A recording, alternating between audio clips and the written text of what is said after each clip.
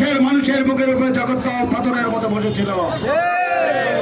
তাই আমরা শান্তিপূর্ণভাবে আমরা এখানে সমাবেশ করতে পারিনি।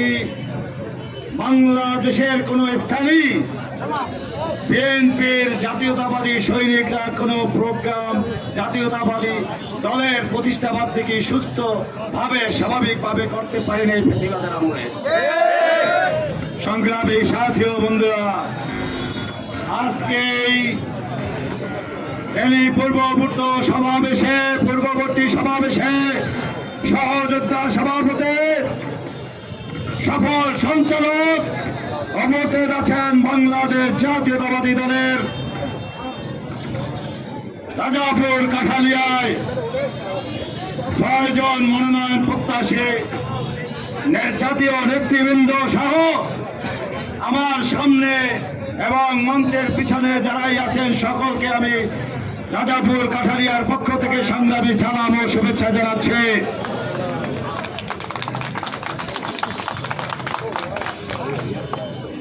সংগ্রামী ভাইরা আমার, আমি সহ এখানে যে নেতৃবৃন্দ আছেন সবার বক্তব্য শুনেছেন। আপনাদের কথা একটি কথা করিয়ে দিতে চাই। ফ্যাসিবাদের আমলে আমাদের অনেক ভাইরা মামলার শিকার হয়েছে। এই রাজাপুর কাঠালিয়ায় বাড়ি ঘুমাতে পারেনি,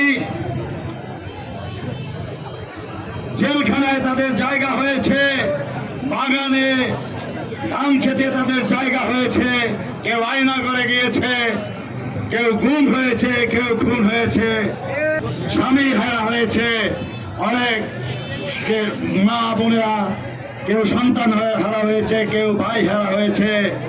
এই শেখ হাসিনার 17 বছর আমলে জুলাই আগস্টের বিপ্লবের মাধ্যমে আজকে আমাদের ছাত্র ভাইরা সহ গণতান্ত্রিক রাজনৈতিক দলগুলোর নেতৃত্বে, বিশেষ করে দেশ নায়ক তারেক রহমানের নেতৃত্বে বাংলাদেশ জাতীয়তাবাদী দল 17 বছর ফ্যাসিবাদের বিরুদ্ধে যেভাবে আন্দোলন সংগ্রাম বিদেশে মনে করেছেন, আমরা যারা দেশে বিদেশে ছিলাম তার সহযোদ্ধা হয়ে আন্দোলন সংগ্রামে নেতৃত্ব দিয়েছিলাম।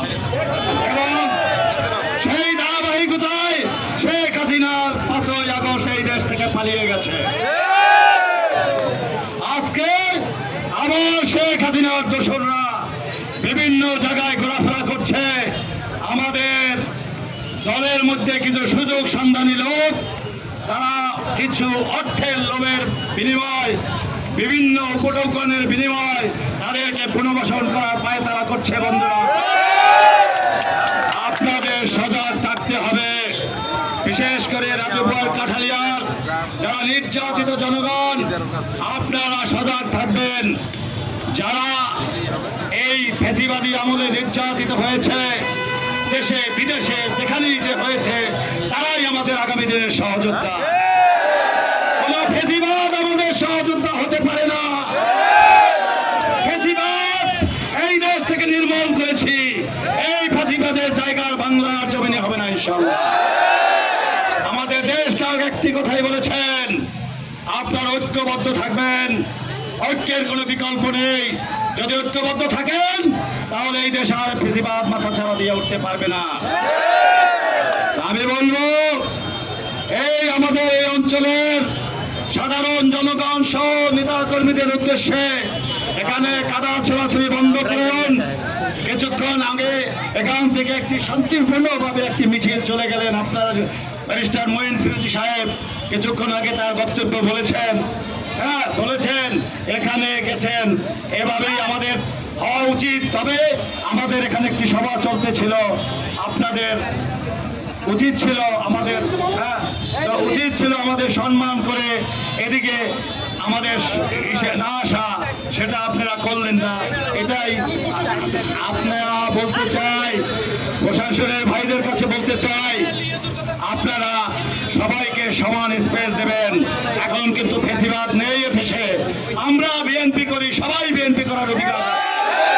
বিএনপি কারো বাবার দল নয়, বিএনপি শহীদ রাষ্ট্রপতি জিয়াউর রহমানের দল, বিএনপি দেশ নেত্রী বেগম খালেদা জিয়ার সেই তিলে তিলে গড়া দল, বিএনপির নেতৃত্ব দিচ্ছেন দেশ নায়ক তারেক রহমান। তাই আমি বলবো, আপনারা কেউ বিএনপিকে পৈতৃক সম্পত্তি ভাবা ভুল করতেছেন। এর মাসুল আপনাদের দিতে হবে।